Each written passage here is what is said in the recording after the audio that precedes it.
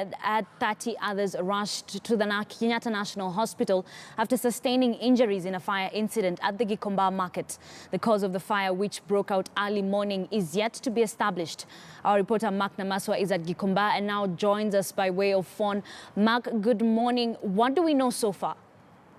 Now, we are informed by people who operate from here, business people. They tell us that the concerned building housed about 30 people, and it's owned by a certain Ndego. It's called a Timeless Building.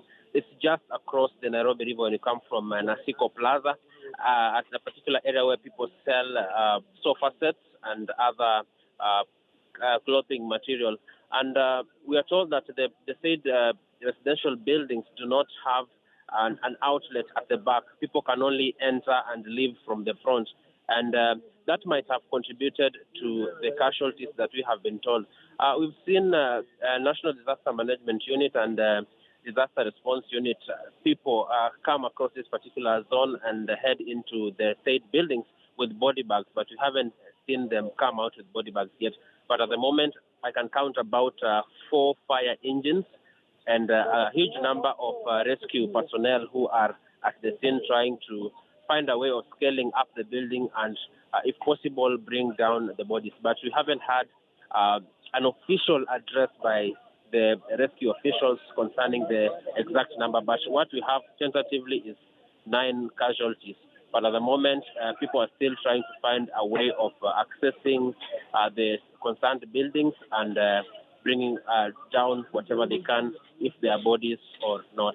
Back to you, Ashley. Mark, perhaps have you talked to any authorities to know the cause or the what established this fire?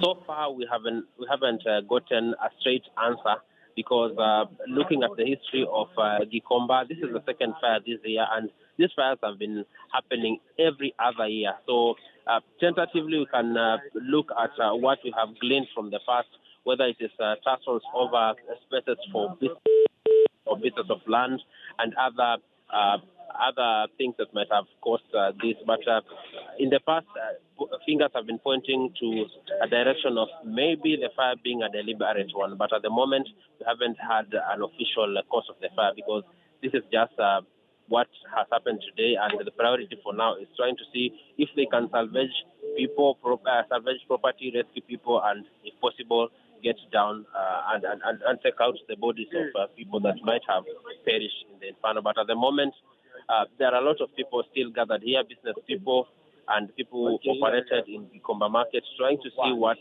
they can do. And at the same time, rescue teams are also trying to see what they can do to put out